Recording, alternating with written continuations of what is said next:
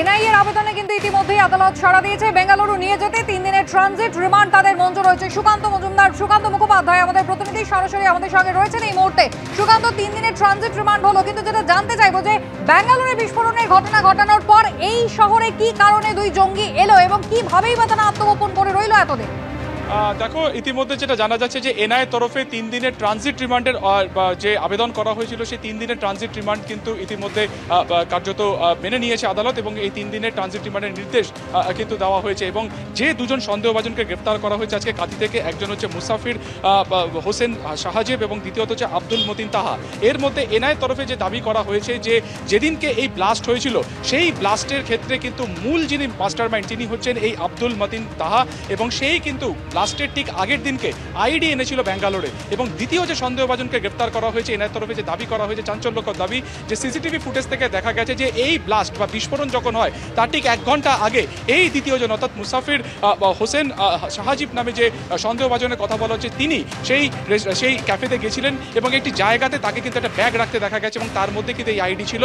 তার কারণ সেখান থেকে 1 ঘন্টা পরে ব্লাস্ট হয়। শুধুমাত্র তাই নয়, এই যে কাঁথিতে আত্মগোপন করেছিলেন এই দুজন সন্দেহভাজন সেখানে একাধিক ডায়েরি, নথিপত্র, লিফলেট মিলেছে। শুধুমাত্র তাই নয়, ইলেকট্রনিক ডিভাইস যার মধ্যে পেন ড্রাইভ রয়েছে, হার্ড ডিস্ক রয়েছে, এবং সেখান থেকে জানা সম্ভব। ইতিমধ্যে 3 দিনের ট্রানজিট রিমান্ড দেওয়া হয়েছে এবং যেটা জানা যাচ্ছে বিস্ফোরক যে 2 দিনের অর্থাৎ এই যে ফোন কলের সূত্র ধরে তাদেরকে গ্রেপ্তার করেছে, এই দুই আইএস সন্দেহভাজন আইএস জঙ্গিকে গ্রেপ্তার করেছে এনআইএ। এবং যে হোটেল থেকে তাদেরকে গ্রেপ্তার করা হয়েছে অর্থাৎ নিউ দীঘার যে হোটেল থেকে তাদেরকে গ্রেপ্তার করা হয়েছে সেখানকার মালিক কি বলছেন শোনাবো।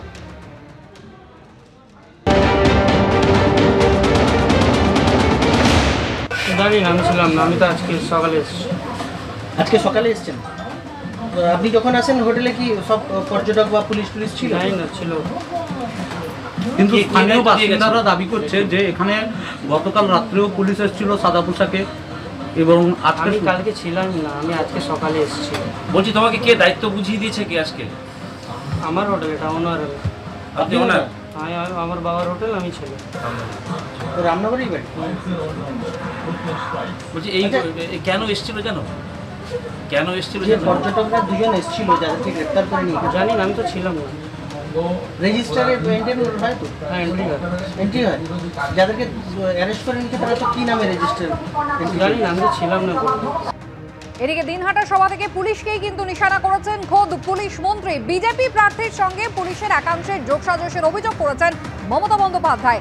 বিএসএফ এর সঙ্গে বোঝাপড়া করে বিজেপিকে সুবিধা করে দেওয়ার চেষ্টার অভিযোগ।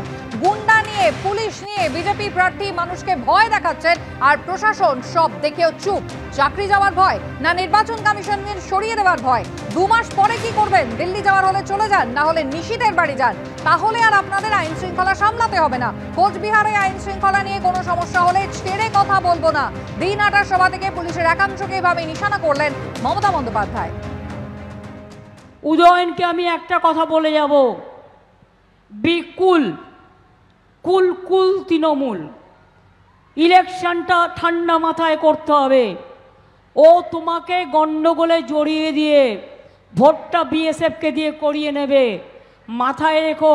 ভুলেও সেটা করতে দিও না, ভুল করতে দিও না, নিজেকে আগে থেকে তৈরি রাখো।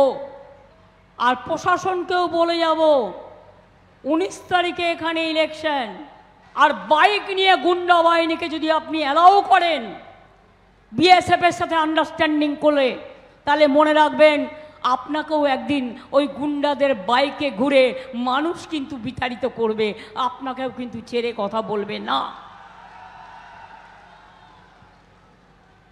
ইনফরমেশন রাখি বলেই বলছি। বোঝাপড়া কিসের বোঝাপড়া? টাকার বোঝাপড়া? আসাম বর্ডারের সাথে বোঝাপড়া?